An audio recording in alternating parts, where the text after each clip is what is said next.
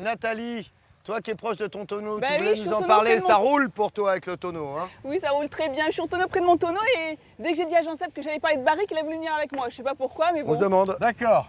Pardon, pardon. Non Je mais vais c'est pas faire ce grave, que j'ai le dit. journal à lire, c'est pas un Bon, problème. hein, je ne c'est, contredirai pas.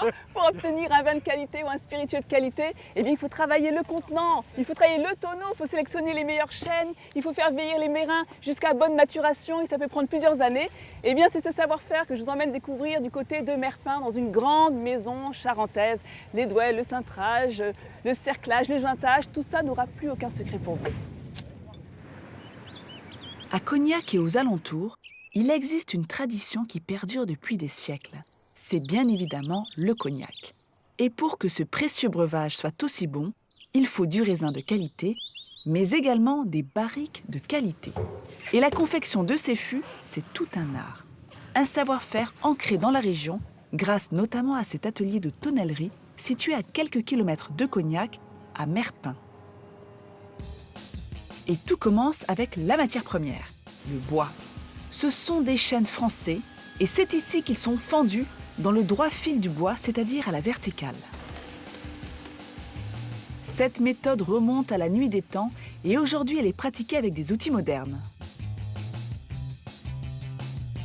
Les mérins, c'est-à-dire ces morceaux de bois brut, sont ensuite entreposés dans ce gigantesque parc de 14 hectares, un parc de vieillissement.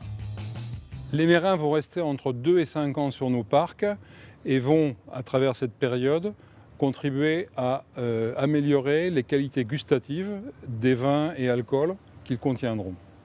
Laisser vieillir le bois comme le bon vin et le cognac. C'est ça le secret d'une barrique de qualité.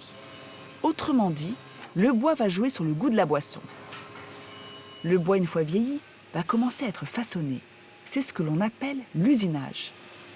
Les mérins sont découpés, on obtient alors des douelles, des planches de bois calibrées, et c'est à ce moment-là qu'il faut avoir l'œil. Ici, les opérateurs doivent repérer le moindre petit défaut. Une anomalie au niveau de la douelle pourrait par exemple être catastrophique au niveau de l'étanchéité de la barrique. Les douelles qui ont des défauts comme celle-ci, là, par exemple, c'est un trait, on la met à déligner, et après elles sont retraitées encore derrière, pour pouvoir être bonnes derrière.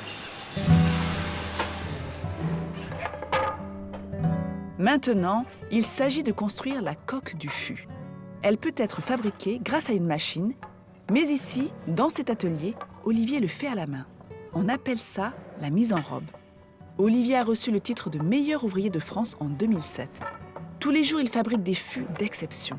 Un travail de passionné. Donc le travail du bois m'a passionné.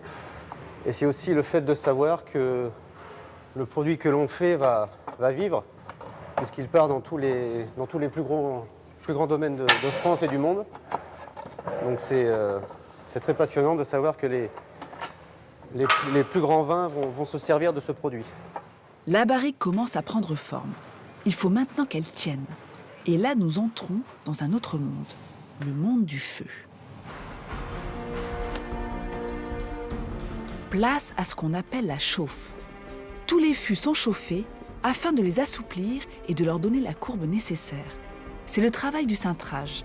La base de la barrique est resserrée grâce à ce câble pour lui donner sa forme arrondie.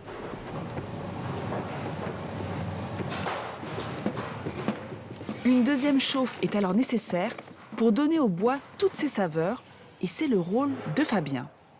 Il est tonnelier, mais également bousineur.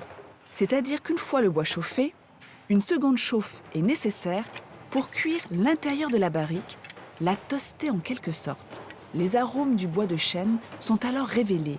C'est ce qui donnera tout l'arôme au cognac. Les barriques, ça peut sentir le caramel, le pain d'épices, tout comme ça. Le bousinage est une tâche très technique, car suivant l'alcool que le fût va recevoir, le tonnelier doit modifier son temps de cuisson.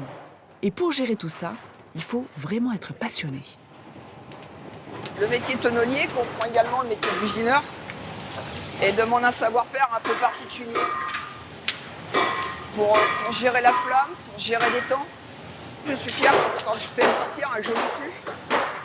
Et moi, je suis fière, j'aime bien mon métier. Je suis content de faire ce métier-là à l'heure actuelle. Restent maintenant les fonds à assembler grâce à ce joint constitué de farine et d'eau. Ensuite, le marquage, et voilà, la fabrication de la barrique est terminée. Une excellence qui ne s'arrête pas là. Cette tonnellerie va encore plus loin. Voici l'atelier des grands contenants. Ici, on fabrique des cuves de 5 mètres de haut et qui peuvent contenir entre 1000 et 60 000 litres. Un chantier pharaonique.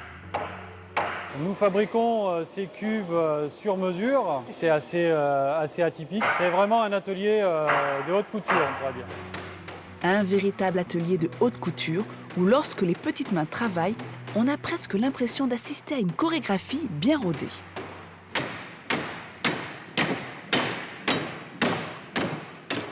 Ces énormes cuves sont fabriquées pour une grande maison de cognac.